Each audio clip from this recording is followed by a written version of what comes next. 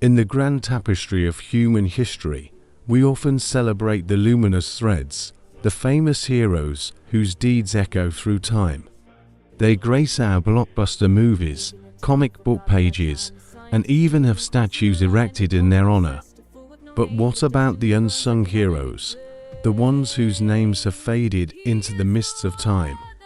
Tonight, we delve into the annals of history to bring you the tale of a forgotten superhero, a mysterious figure who dared to confront a threat so dire it could have extinguished life itself. Prepare yourself, because what you're about to hear will challenge everything you thought you knew about courage and sacrifice. Every hero begins somewhere, but unlike the bright lights of Manhattan or the neon streets of Tokyo, our hero's story starts in a quiet, unremarkable town, one the world has long since forgotten. His name was Elias Mercer. By day, he was a mild-mannered scientist in a small laboratory. By night, he became something entirely different, a guardian humanity never knew it had. Elias was brilliant but introverted. He spent years developing advanced technology to tackle global threats. Some called him obsessive, others insane. But no one suspected that the quiet man next door would one day confront a danger that could erase life itself. It all started with anomalies, satellites detecting strange energy pulses from deep space, weather patterns shifting in impossible ways. Governments scrambled, but no one had answers. All except Elias. Late one night, buried in mountains of data, he realized the truth. A rogue asteroid, unlike any ever seen, was hurtling toward Earth. But this wasn't just a rock, it carried something alive, something intelligent, something dangerous. He tried to warn the authorities. Emails went unanswered, calls were ignored. World leaders dismissed it as a glitch, a false alarm. That's when Elias realized the only person who could stop it was himself. But how does a single human, with no superpowers, no army, stand against a force hurtling through space at tens of thousands of miles per hour? Elias didn't have a cape. He didn't have laser vision. What he had was intellect and an unyielding determination. 4 months, he worked tirelessly, combining experimental technology with principles the world had never seen. He built a suit capable of withstanding cosmic forces, a device to neutralize the asteroid's trajectory, and weapons designed to counter threats no human had faced before. Friends began to notice his obsession. Sleepless nights, hair turning grey, eyes hollow from relentless calculations. But no one knew what he was building. Not even his closest colleagues. Elias had to do this alone. Then came the night when the asteroid's trajectory shifted unexpectedly, and humanity's time started running out. When Elias finally confronted the asteroid, it wasn't the rock he expected. Dark tendrils of unknown energy spread across its surface, pulsating as if it were alive. It was a sentient entity, aware of its impending collision with Earth, and it wasn't going down quietly. Elias engaged the asteroid, using every ounce of his intellect and technology, but each move seemed to provoke it further. It responded with devastating force, sending shockwaves that rattled continents. People called it a natural disaster, but Elias knew better. This was war, a battle between one human and a cosmic intelligence. And then, the asteroid fought back in a way no one could have predicted. As the world watched in horror, cities experienced anomalies, gravity fluctuations, sudden storms, and electromagnetic disturbances that disabled technology. News outlets speculated about natural disasters, alien invasions, even the apocalypse. But behind the scenes, Elias fought tirelessly, alone, invisible to the public eye. yet bearing the weight of the world on his shoulders. He sent cryptic messages, warning those who would listen, urging global cooperation. Yet most dismissed him as a conspiracy theorist. Humanity was blind, and time was running out.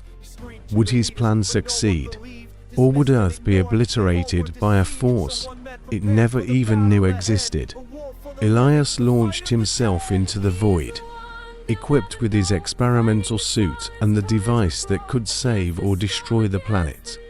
The asteroid loomed larger with every passing second, a monstrous presence in the sky. Elias targeted the core, where the entity's consciousness seemed to reside. The battle was both physical and mental. The asteroid's intelligence tried to manipulate his thoughts, lure him into despair, but Elias refused to yield. Hours felt like days. Every strike, every calculation, every maneuver brought him closer to the impossible goal, redirecting the asteroid away from Earth. Finally, with a surge of brilliance and courage, he triggered the device. Light engulfed the asteroid. Time seemed to stand still. And then, a deafening silence. When the dust settled, the world was safe. But no one knew who would save them. When Elias returned, the world was too busy celebrating itself to notice. No headlines, no statues, no awards. The media had moved on to the next disaster, the next scandal, the next celebrity. Elias Mercer vanished from public memory. Yet those who knew whispered his name in secrecy. A forgotten hero, a man who carried the burden of humanity's survival and never saw glory. A man who reminded us that heroism doesn't always wear a mask. Sometimes it hides in plain sight.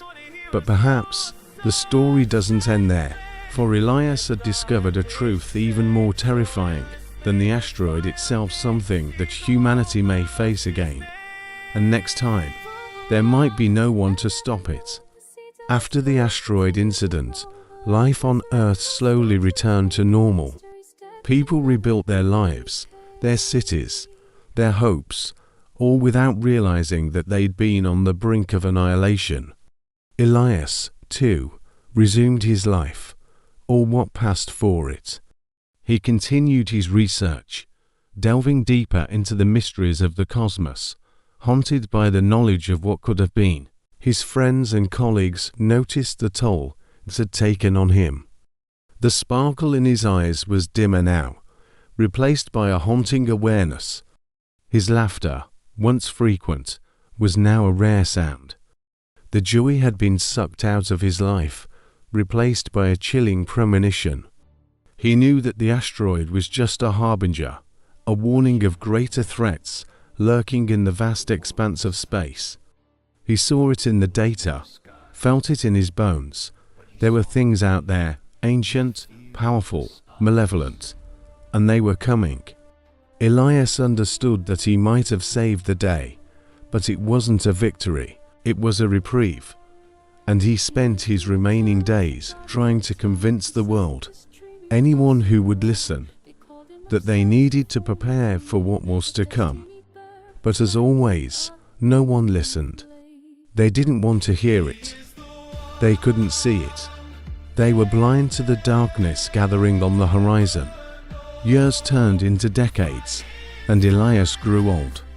His hair turned from steel grey to snowy white.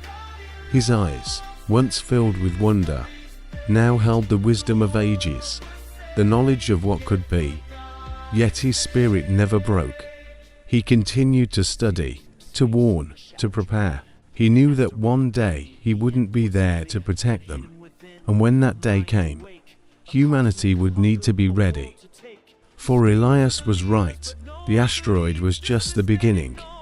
From the furthest reaches of space came whispers of an ancient evil stirring, a power so vast it dwarfed galaxies, a malevolence so profound it threatened the very fabric of reality. This was no myth, no bedtime story. This was the truth that Elias had seen, the darkness that lay at the heart of existence. Then one fateful day, as Elias worked in his lab, the instruments he'd spent a lifetime building started to scream. The readings were off the charts.